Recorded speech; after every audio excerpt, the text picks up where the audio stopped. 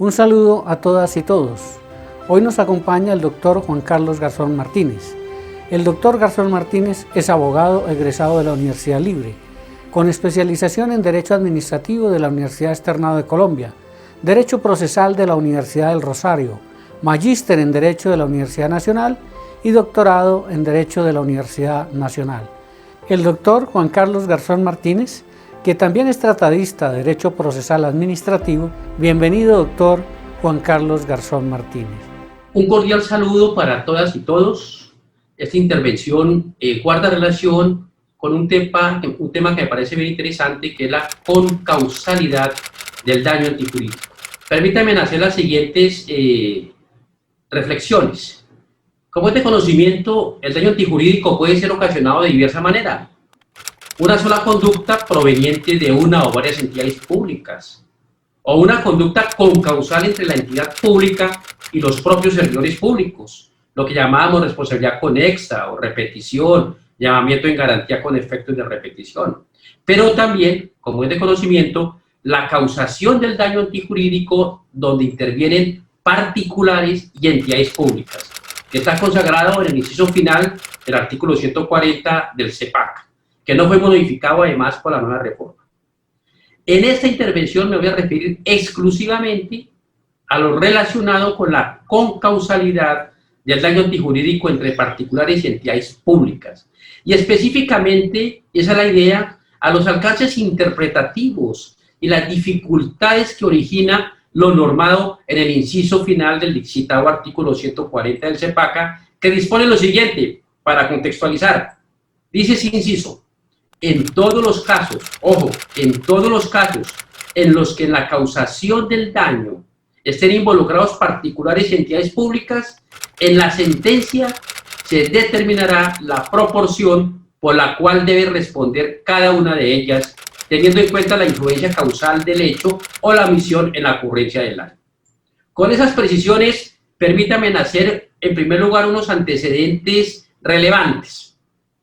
Primero, recordemos que ante la ausencia de un marco normativo dentro de las normas contencioso-administrativas anteriores, Decreto Ley 01 del 84, la jurisprudencia de la jurisdicción contencioso-administrativa para este supuesto de concausalidad en la causal del daño antijurídico aplicaba obviamente las normas del Código Civil en materia de solidaridad, artículo 2344. En consecuencia, si en la causación del daño antijurídico intervenían particulares y entidades públicas, cada una de ellas sería solidariamente responsable del pago de los perjuicios. Eso significaba que no se requería ningún análisis de proporcionalidad. En la práctica judicial, lo que se observaba es que en caso de condena, se condenaba a la entidad pública a pagar el 100% de la misma, con base en la solidaridad, sin desconocer que podía perseguir, digámoslo, jurídicamente al particular. Al revisar la exposición de motivos dentro del trámite legislativo de este inciso final del artículo 140, se observa igualmente lo siguiente. A nivel legislativo, esta temática, solidaridad, proporcionalidad, no fue un tema pacífico. La Cámara de Representantes, hasta el último debate, sostuvo la siguiente reacción: la obligación será conjunta, hago énfasis, y no se hará aplicación a la solidaridad prevista en el artículo 2344 del Código Civil. Otro antecedente relevante es el siguiente. Es importante recordar que el contenido del inciso final del artículo 140 del CEPACA fue efectivamente objeto de control ante la Corte Constitucional, la cual mediante sentencia C-055 de febrero 10 de 2016 se declaró inhibida. Pero a pesar de esa declaratoria de inhibición, argumentó de la siguiente manera: que el inciso final de ese artículo 140 no implicaba la exclusión o la eliminación de la responsabilidad solidaria del Estado. Que por consiguiente el juez en su sentencia podía dar aplicación a la solidaridad en los casos que considere necesarios de acuerdo con las reglas judiciales del denominado derecho viviente. Y argumentaba igualmente la Corte que la norma, es decir, este inciso final del 140 del CEPACA, no define la forma como la obligación debe repararse, la forma como la obligación se hace exigible frente a la víctima, que simplemente establece el deber de realizar en la sentencia el juicio de proporcionalidad. Lo que se regula es la división de la condena entre los codeudores llamados a resarcir el perjuicio ocasionado. En ese orden de ideas, con esos antecedentes cercanos que acabo de enunciar, el contenido del inciso final del citado artículo 140 del CEPACA encierra varios problemas, pero voy a relacionar dos problemas de orden interpretativo. Uno primero, digámoslo de orden sustancial, que podríamos concretar de la siguiente manera: si ante la concausalidad del daño antijurídico, es decir, particulares y entidades públicas, que conlleva un deber de determinar la proporcionalidad de responsabilidad, se elimina, sí o no, la figura jurídica de la solidaridad entre los sujetos condenados. Ese es un problema de orden sustancial. Y un segundo problema de naturaleza procesal, que podríamos igualmente centrar de la siguiente manera: ¿qué naturaleza jurídica procesal adquiere el particular a efectos de analizar su responsabilidad en la jurisdicción contencioso-administrativa? Podemos tildarlo de que es un llamado en garantía, litisconsorte necesario, cuasi necesario, litisconsorcio voluntario, etc. Entremos entonces rápidamente a analizar la problemática de orden sustancial. La regla general en materia de obligaciones radica en que cada uno de los deudores es obligado solamente a su parte o cuota en la deuda, y cada uno de los acreedores solo tiene derecho para demandar su parte o cuota en el crédito. Esa regla general tiene excepciones, por virtud de la convención, es decir, del acuerdo de las partes, en el testamento, o la propia ley. Puede exigirse a cada uno de los deudores o para cada uno de los acreedores el total de la deuda. En esos eventos se habla de obligación solidaria. Y esa solidaridad, como todos sabemos, debe ser expresamente declarada en todos los casos en que no lo establece la ley.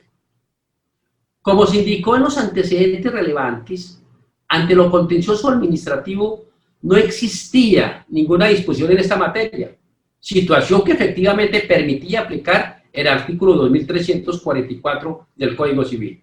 Sin embargo, no puede desconocerse que de manera expresa el inciso final del artículo 140 del CEPACA sí consagra una norma especial para la jurisdicción contencioso-administrativa, la proporcionalidad en materia de responsabilidad.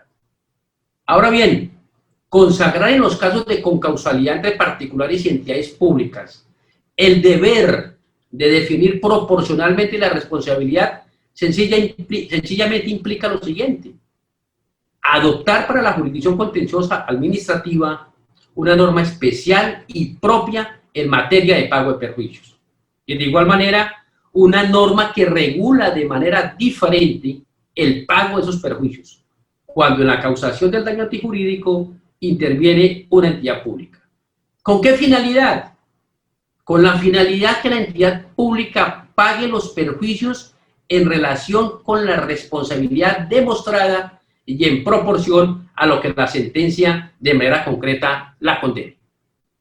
Ahora bien, desde la visión de la víctima del daño antijurídico, la norma implica una carga procesal de demandar igualmente al particular, con la finalidad que en desarrollo del denominado fuero de atracción, la jurisdicción contenciosa administrativa, respetando el debido proceso, esté facultada para analizar y definir la responsabilidad concausal de la entidad pública y el particular, y consecuencialmente cumplir con ese deber normativo de determinar la proporción en que los causantes del daño antijurídico deben responder a la víctima. En conclusión, existe una norma especial y propia en materia de responsabilidad y pago de perjuicios ante la jurisdicción contenciosa administrativa en los eventos en que el daño antijurídico es causado por particulares y entidades públicas. En consecuencia, la víctima del daño antijurídico tiene la carga procesal de demandar al particular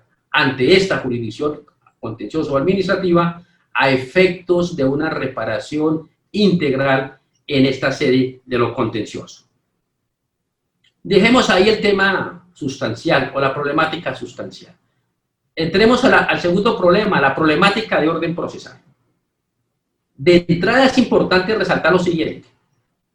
En estos eventos de concausalidad, habida cuenta de la coexistencia de dos jurisdicciones para definir la responsabilidad de los particulares y las entidades públicas, por regla general debe existir demanda contra el particular,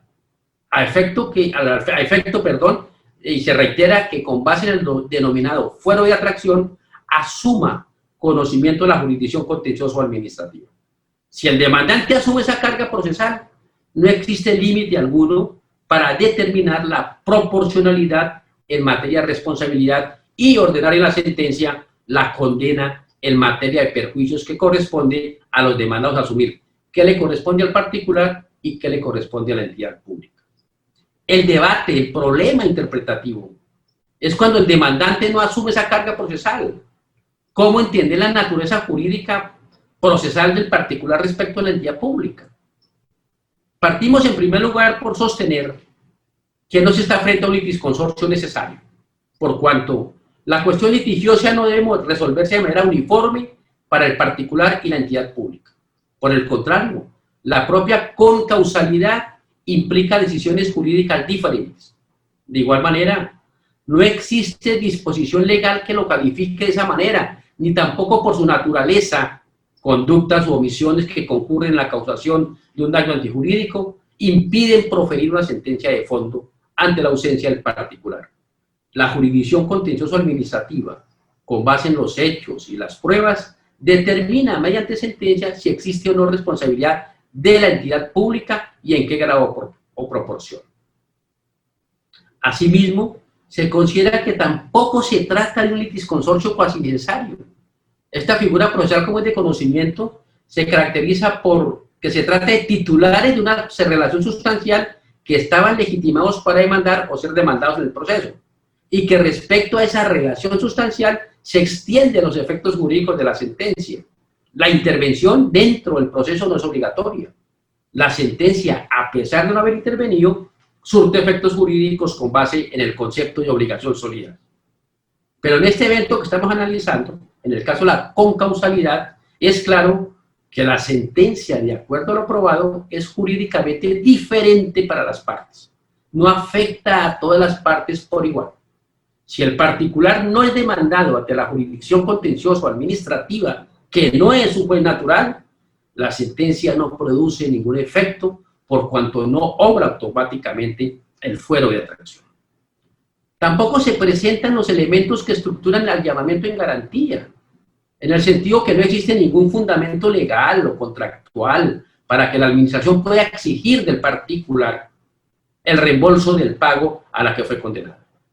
En este orden de ideas, la figura procesal más cercana es que se trata de un litisconsorte facultativo, en el sentido que son relaciones jurídicas diversas e independientes, que por razones de conveniencia o economía procesal, se autoriza que la controversia pueda definirse en un solo proceso, y que requiere de expresa manifestación de la parte en demandarlo, en vincularlo al proceso. Al funcionario judicial le está impedido una actuación oficiosa en esta materia, más aún cuando no es, repito, su juez natural. En ese orden de ideas, y para culminar con esta intervención, podemos acercar unas conclusiones generales en esta temática de la concausalidad, de la responsabilidad solidaria o de la proporcionalidad. La primera, que existe una regla especial, inciso final, artículo 140 del CEPACA, a efecto de determinar el pago de perjuicios cuando se presenta concausalidad en la causación del daño antijurídico. Proporcionalidad, sí, no solidaridad. Segundo, lo anterior significa que si el demandante no demanda al particular, que según los hechos de la demanda tuvo injerencia en la causación del daño antijurídico, ese incumplimiento de su propia carga procesal conlleva unas claras y precisas consecuencias de orden jurídico. La primera, que por no tratarse de litisconsortes necesarios, nada impide un fallo de fondo. La segunda, que la jurisdicción contenciosa administrativa solamente podía asumir competencia para definir la responsabilidad de la entidad pública. La tercera, que no tiene competencia esta jurisdicción para analizar y definir la responsabilidad del particular respecto a su conducta en la causación del daño antijurídico. Hacerlo implicaría una violación al debido proceso. Y por último, que en la sentencia proferida se determina la responsabilidad o no de la entidad pública y de igual manera se definirá la proporción correspondiente y sobre la cual se condenará exclusivamente a la entidad pública, quedando la víctima entonces en libertad, de acuerdo a las normas sustanciales y procesales, para que demande al particular y respetando sus garantías procesales y su juez natural determine la responsabilidad del mismo o su no responsabilidad en la causación del daño antijurídico reclamado. Yo quería sencillamente, y esa es mi finalidad, empezar a dialogar sobre esta temática, a empezar a analizar la problemática que implica esta norma a efectos de abrir el debate sobre las diferentes interpretaciones que esta normativa, y dada su importancia para el patrimonio público, dada su importancia para los dineros públicos, implica definir.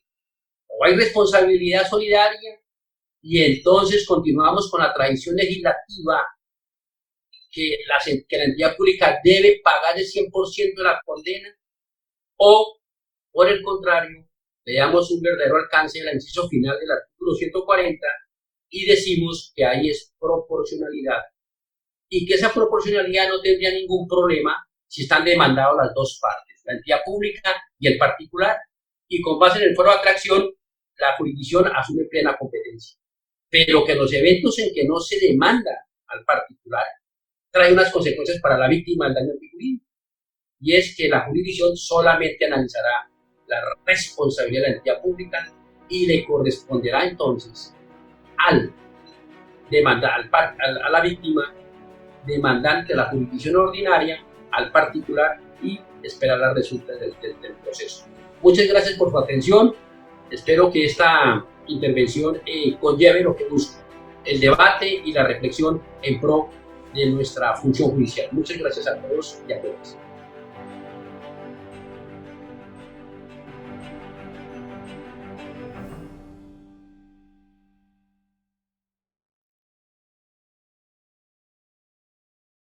Suscríbete al canal de YouTube del Tribunal Administrativo de Cundinamarca y dale like para que YouTube le recomiende este video a otras personas.